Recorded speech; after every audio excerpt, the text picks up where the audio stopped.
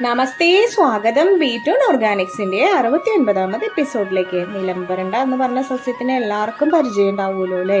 ആ നിലംപരണ്ടയുടെ ഫാമിലി, അതായത് ടെസ്മോഡിയം ഫാമിലിയിലുള്ള മറ്റൊരു സസ്യമാണ് കുന്നപ്പല്ലാടി, ചെറുപല്ലാടി, നിലംപല്ലാടി എന്നൊക്കെ നമ്മുടെ മലയാളത്തിലും ബെഗർ ലൈസ്, വിച്ച് ഫീഡ് എന്നൊക്കെ ഇംഗ്ലീഷിലും പറയുന്ന അസ്ഥിസംഹാരി, ത്രിപാതി, മണിഗുരുവള്ളി, നല്ലാർന്ന് മറ്റു പല ഭാഷകളിലും പറയുന്ന ഈ ഒരു സസ്യം ഇതൊരു അസല് പച്ചിലവളമാണ് കേട്ടോ. ആദ്യം തന്നെ അത് പറയാം, കൃഷിയിടങ്ങളിലൊക്കെ ഇത് നമ്മൾ അടിവളമായിട്ട് ചേർക്കുകയാണെന്ന് വെച്ചാൽ അസല് വിളവുറപ്പാണ്. അതുപോലെ കാലികൾക്ക്, നാൽക്കാലികൾക്ക്, പശു അത്തരത്തിലുള്ള നാൽക്കാലികൾക്കും, ടർക്കി, അതേപോലെ മാനുകൾ, ആടിൻ്റെ ഫാമുകൾ അങ്ങനത്തേലൊക്കെ ഇത് സർവ്വസാധാരണയായിട്ട് ഉപയോഗിക്കാറുണ്ട്. കാരണം ഇതിൻ്റെ ഔഷധ ഗുണം തന്നെ കേട്ടോ.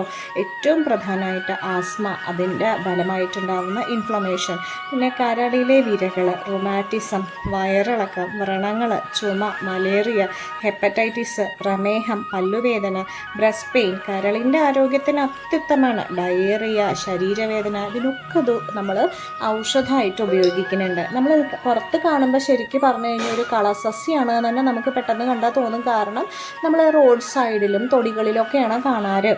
പണ്ട് ധാരാളം കണ്ടിട്ടുണ്ടായിരുന്നു. ഇപ്പോൾ ലേശം കമ്മിയാണ്, എങ്കിലും ധാരാളം തന്നെ എന്ന് നമുക്ക് പറയാവുന്ന തരത്തിൽ കാണാം. അപ്പോൾ ഇതിൻ്റെ എല്ലാ ഭാഗങ്ങളിലും, അതായത് സമൂലം ഇത് നമ്മൾ ഔഷധത്തിന് ഉപയോഗിക്കുന്നുണ്ട്. ഇനി കണ്ടാൽ വിട്ട് കളയേണ്ട, അത്യുത്തമമാണ്.